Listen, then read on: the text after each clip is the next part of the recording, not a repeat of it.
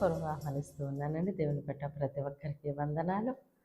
ఏ విషయం గురించైనా సరే మనము దేవుని సన్నిధిలో ప్రార్థించినప్పుడు ఆయన చిత్తం ఏమిటో మనకి ఆయన కళల ద్వారా, దర్శనాల ద్వారా ఆయన లేదంటే వాక్యంలో నుంచి ఆయన చిత్తాన్ని మనకి బయలుపరిచి మనల్ని నడిపించబోతున్నారు. అదేవిధంగా మీ యొక్క ప్రేయర్ రిక్వెస్ట్ ఏదైతే ఉందో దాన్ని కామెంట్ రూపంలో తెలియచేయండి. ఈరోజు దేవుడు మన కొరకు సిద్ధపరిచిన ఆయన శ్రేష్టమైన వాగ్దానం చూద్దామండి. యెషయా 28వ అధ్యాయము 16వ వచనము. ప్రభువగు యెహోవా ఇలాగూ సెలవిచ్చుచున్నాడు, సియోనులో పునాదిగా రాతిని వేసిన వాడను నేనే. అది పరిశోధింపబడిన రాయి, అమూల్యమైన తలరాయి, బహు స్థిరమైన పునాది అయిన మూలరాయి అయి ఉన్నది. విశ్వసించువాడు కలవరపడడు. ఆమేన్. దేవుడు ఈరోజు మనతో మాట్లాడుచున్న మంచి మాట, విశ్వసించువాడు కలవరపడడు. ఆమేన్. దేవుని యందు విశ్వాసం ఉందనుకోండి, వాళ్ళంట కలవరపడరంట. అంటే ఏమి జరిగిపోతుందో, ఈ అనారోగ్యం వల్ల నేను ఏమైపోతానో, ఈ అప్పుల బాధ నేను భరించలేక నేను ఏమైపోతానో, నా పరిస్థితి ఏమిటో, నా కుటుంబ పరిస్థితి ఏమిటో, నా బిడ్డల భవిష్యత్తు ఏంటో, ఈ పరిచర్య ఏమిటో, ఈ ఉద్యోగ విషయంలో ఎన్ని ప్రయత్నాలు చేసినా ఇంకా నేను కార్యము చూడటం లేదు, ఈ వ్యాపారం చూస్తే రోజు రోజుకి లాస్ అయిపోతూ ఉంది అని ఇలాగ ఉన్న పరిస్థితిని బట్టి కలవరపడిపోతారంట.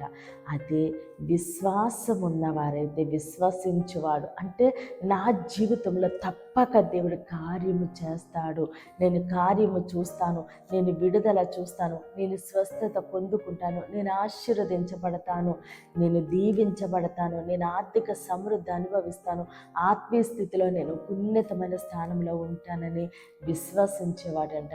ఏ విషయంలోనే కలవరపడేటట్టు. ఎందుకంటే నాకు నా దేవుడు ఉన్నాడు, నా పరిస్థితి నా దేవుడే మారుస్తాడు, నా దేవుడే చూసుకుంటాడు అని విశ్వాసముతో దేవునికి అప్పగించి నిబ్బరము కలిగి ధైర్యంగా ఉంటూ ఉంటారు. కాబట్టి మనము ఇప్పుడు మన పరిస్థితిని చూసుకోవద్దు, కానీ మాట ఇచ్చిన దేవుడు నమ్మదగిన దేవుడని మనము ఆయన విశ్వాసం ఉంచి కలవరపడకుండా స్థిరులుగా ఉందామండి. కొద్ది మాటలు దేవుడు మన వెనుకల్లో దీవించి ఆశీర్వదించునుగాక.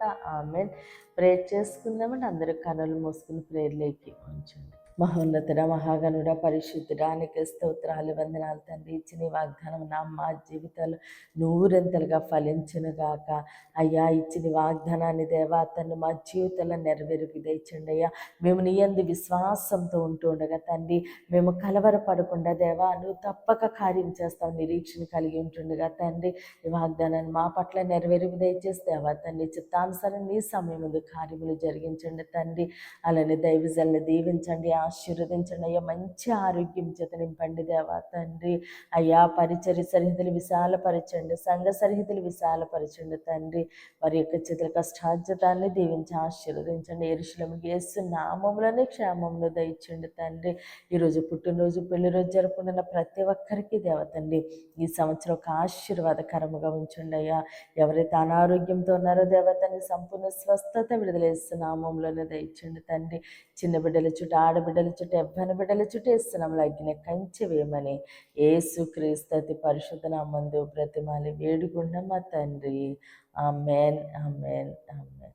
దేవుడు మిమ్మల్ని, మీ కుటుంబాన్ని దీవించి ఆశీర్వదించునుగాక. ఆమేన్. విడుదలిచ్చు మాట, స్వస్థపరచు మాట, దేవుని